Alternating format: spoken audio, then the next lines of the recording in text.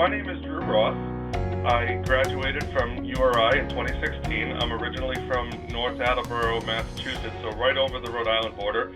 My mom and dad were both from Rhode Island, and somehow they got just over the border, and then I ended up going to URI, fell in love with a Rhode Island girl, and now I live in Rhode Island again. I went to URI because it was fairly local, but to be honest, it was also my top reach school. I loved the fact that it was a 0 to 6 program, and I loved the curriculum, the reputation. I had a few family friends who had gone through URI's program and had nothing but positive things to say about it, and couldn't be happier with the choice. I was really glad that I got in. I was a little surprised that I got in, and I had a great experience there. Well, good. Did your parents also go to URI? Was it like a family school thing? Oh, no, not at all. The girl that I was dating in high school ended up going by chance there, and I went as well, which worked out great because now we've been married for 6 years. But Oh my but goodness, congratulations. thank you so much. That's so exciting. Oh, I love that. So you guys are high school sweethearts. We sure were. Oh my goodness. So did she also do pharmacy as well, or did she have a different major? No, she's been a student there for maybe 10 years. She just graduated last year with a doctorate in environmental science. She did an undergrad, a master's, and a PhD there. So she's a lifelong student. Now she teaches a class there too. So, and we try Oh to stay as wow. connected as we can to the school. That's so cool. I love that. Um, so that's so cool. I absolutely love that you guys like both went here, and that's so cool that she's just finishing up her PhD. Oh my goodness. Oh, I'm like finishing up the Pharm.D, and I'm like, oh my gosh, I'm so tired of school.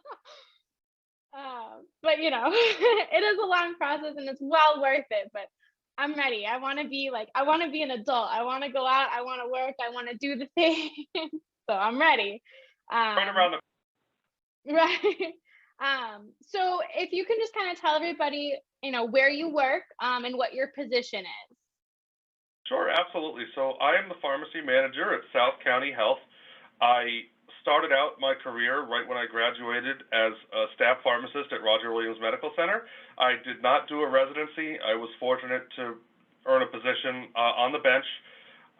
That particular hospital does not have a residency program. It gave me a lot of opportunities to get involved with projects and things, and I took a liking to informatics, antimicrobial stewardship, and leadership. And when a position opened up here at South County as an informatics and med safety specialist, I jumped on it. I was super excited to get that position, and since I've been here, I had that role, and then I became the team leader, and now I've been the manager for about 2 years now. Oh wow, congratulations. What drew you to informatics? It's not a very common pharmacy field, I find. So what really drew you to it? Well, the impact that you can have on patient safety through informatics and understanding how the systems work is really profound. You know, there's nothing more gratifying than being on the front lines as a pharmacist and making a difference for an individual patient with, a treatment decision, a recommendation that gets accepted. But when you're involved in building the systems that all of the pharmacy team uses and maybe the physicians use as well, the order sets, those sorts of things, you have an ability to touch, hundreds or thousands of patients with the decisions that you make up the river that end up helping patients. And if you can find it in yourself to take satisfaction in helping patients that you don't actually have, personal contact with, that it's really gratifying too. But, certainly nothing's a substitute for being right there on the front line, but I found that I can make a pretty big difference doing what I do as well. I love that. That's so cool. There's so many different areas of pharmacy that I didn't even know about until, I started pharmacy school, or even this year doing my appies. I'm like, oh, that's a thing. I can do that. So I love it. I love that pharmacy is so broad, and it's not just what we stereotypically think of as pharmacists. So cool. So what does a typical day at work look like for you? Well, in a leadership role, certainly it's addressing anything that's happened or any issues on a day-to-day basis. We're all coming out of a pandemic, hopefully coming out of a pandemic, where there were a lot of things that needed to be juggled on a day-to-day basis, new problems, new challenges that really nobody had the right answers for, and trying to navigate that was a huge portion of it.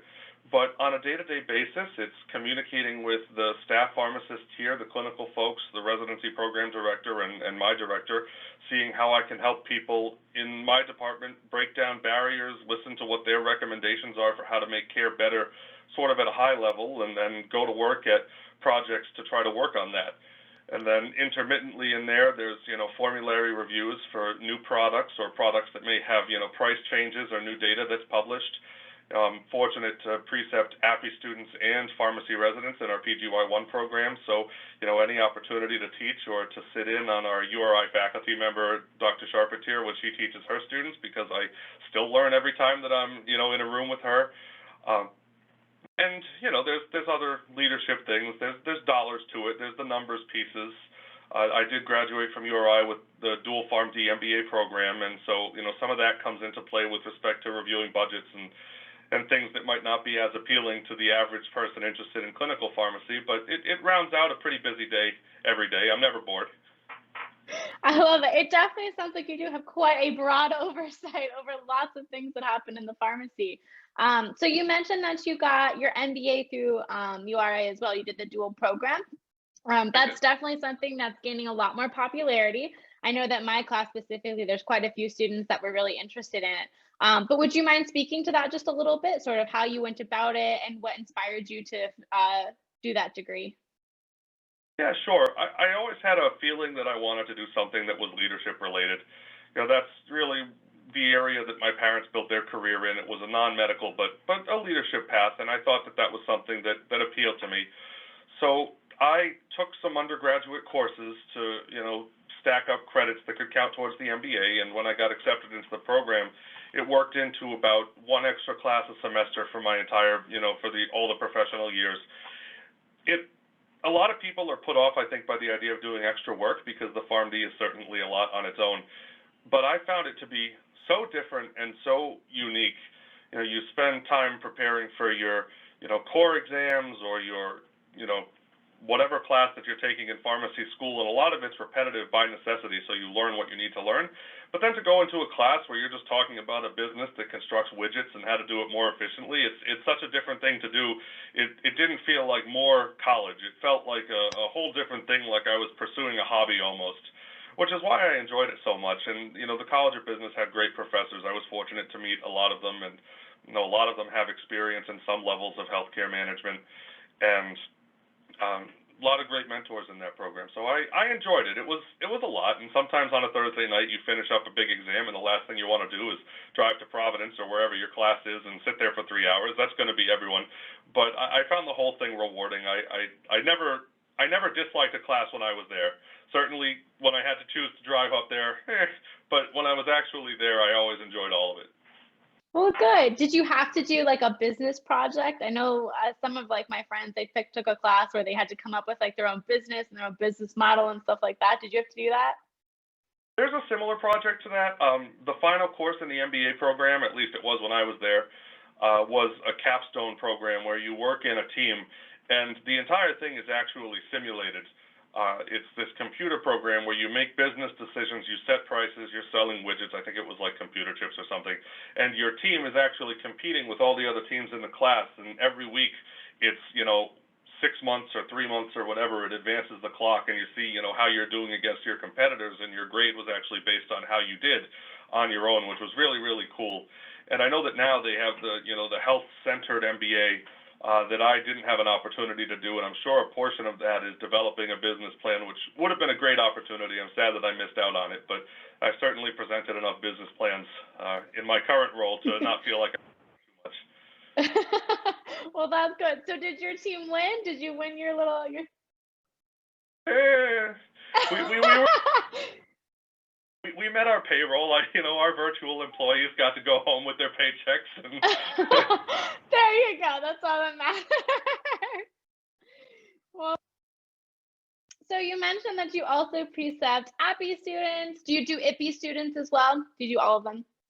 yeah, Yep. I do students. I tend to precept more API students than IPI students, but I precept both for institutional. I have precepted a hybrid institutional and home health rotation, both at Roger Williams and here, which was a really great opportunity for folks who may have had an internship in a hospital where some of the day-to-day and the routine is already familiar to them and they want to do something else, branch out into a more clinical area or ambulatory. So I precept both IPPE and APPE now. My APPE doesn't have that component anymore. I passed that torch on to one of the other staff members to lead that. But I enjoy all of it. I only precept URI students. I'd be welcome to taking students from other schools, but I've never had a student that I've had a problem with at URI. So, they're batting 1,000 across, maybe somewhere between 1 and 2 dozen students that I've precepted now, and I always have a great experience.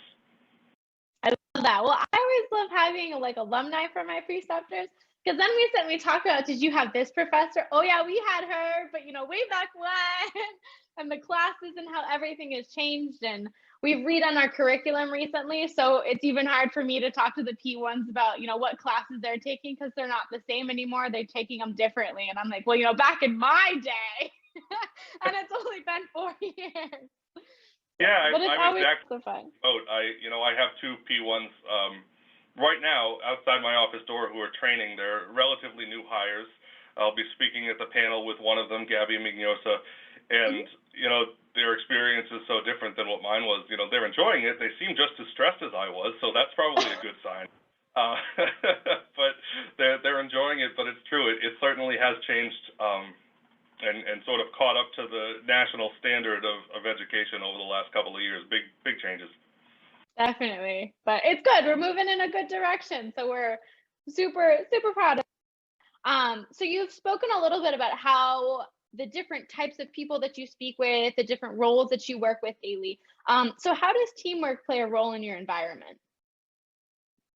So, as far as teamwork, everything we do in conjunction with our nursing leadership and our physician leadership. They're incredibly supportive. We bring all of our initiatives from pharmacy through the Pharmacy and Therapeutics Committee, and then they go to the Medical Executive Committee. But before we even get to that point, we will have had all of the conversations with the physicians who are going to be involved, with the nurses. We collaborate to make sure that all of the new initiatives we roll out at South County really have buy-in from everyone. We all understand why we're doing it, why it's important, how it's going to make our life easier, maybe how it makes our life more difficult, but it makes our patients' lives better. And so, we collaborate constantly with nursing, with physicians, with physical therapists, with our leadership team, our senior leadership team.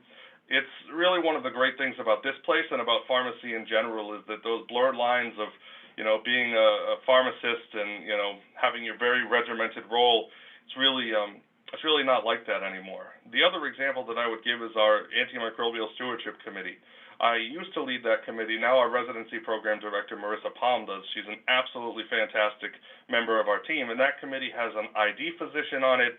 It has a microbiologist on it. It has a few nurses from infection prevention, some staff members, other pharmacists, and the things that we're able to do, the data that we're able to show because we have that collaborative buy-in is just absolutely fantastic. And that's just one example. All our committees are structured that way. There's very little there's not much we do, not much we could do, and not much we would want to do just as a pharmacy anymore. Fair enough. It is. It's all about collaboration and our interprofessional relationships with everyone else who's working in the hospital. Very much a team effort. The next question I have is, what kind of projects are you involved in?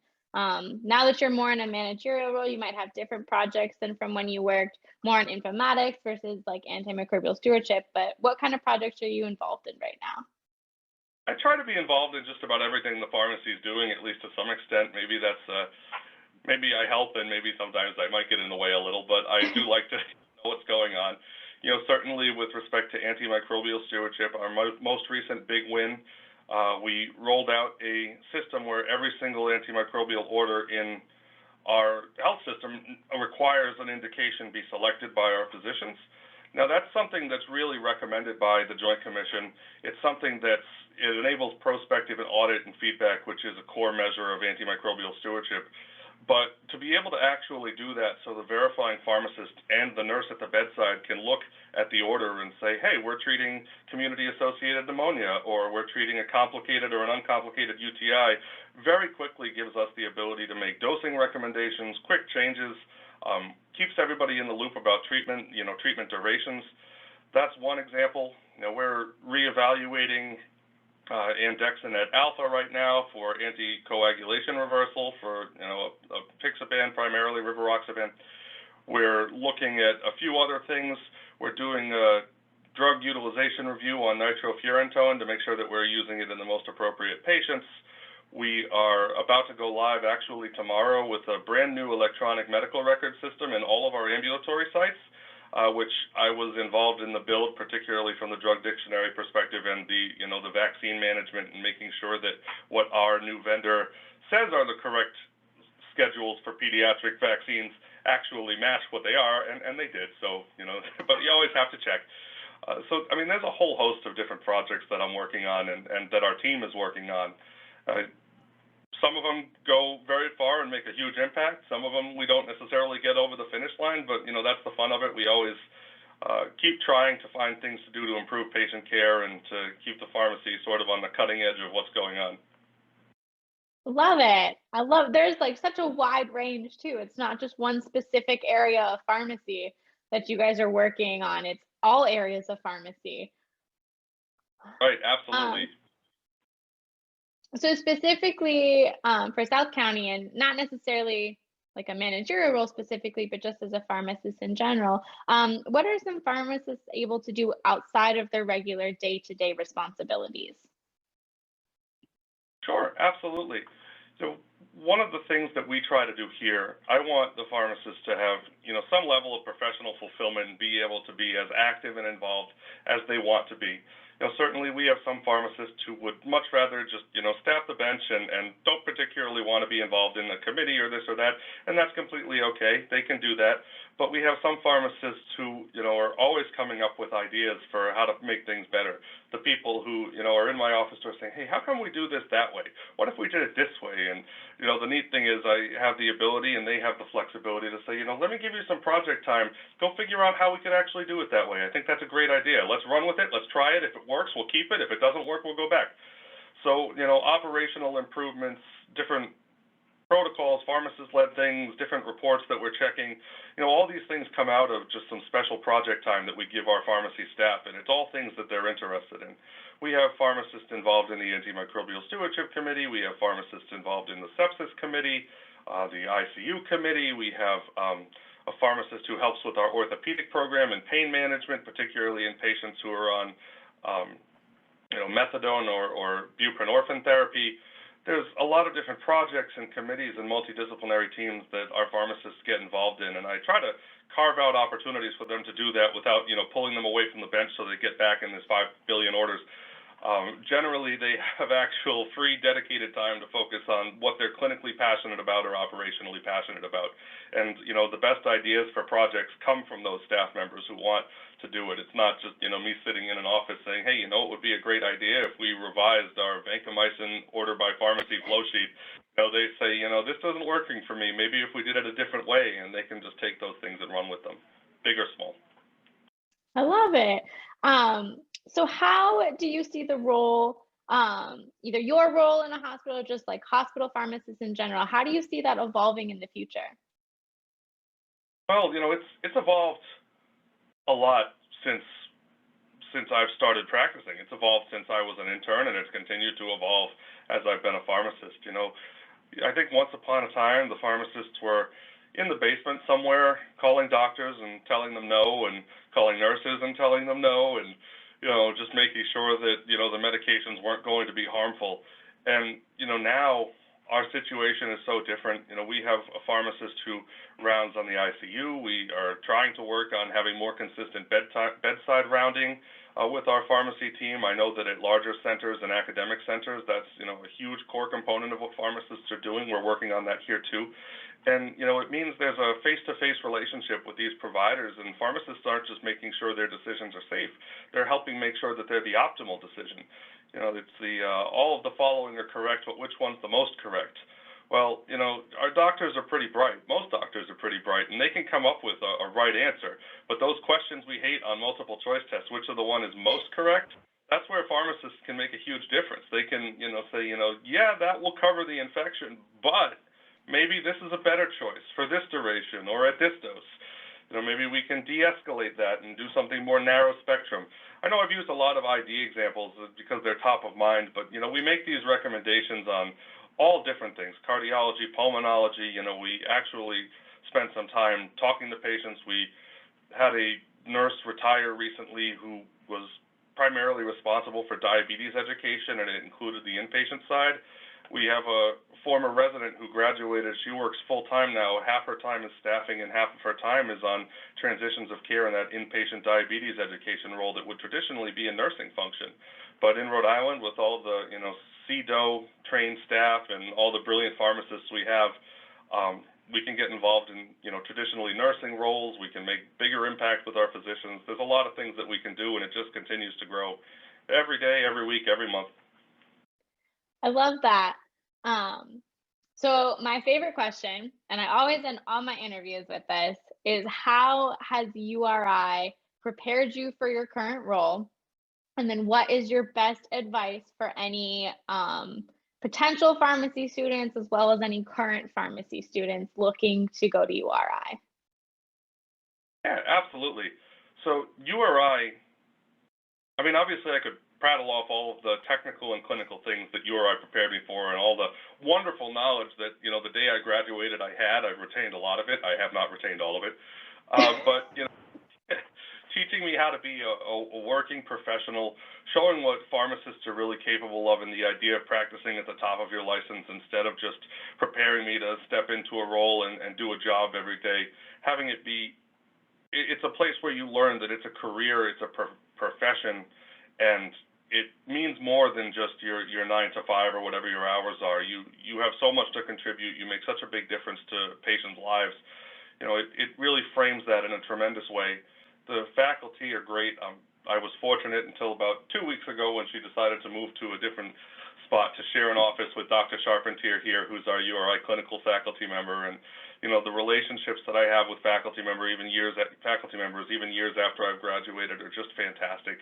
I always know there's an expert that I can call from the college to ask for help if there's something that I've never seen before. Hey, have you heard of this medication? All these patients are suddenly on this new product, and I really hadn't heard of it before. Why is everybody suddenly being prescribed? Can you help me? And there's, no matter what area of pharmacy that is, I know there's some expert there who can help me. So, I loved my experience there, and, can't say enough good things about how supportive the team is. My advice to anyone who wants to go or is there now, work hard, take it seriously, remember how important what you're doing is.